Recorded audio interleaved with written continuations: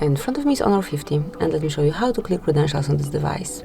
So first of all, just open the settings.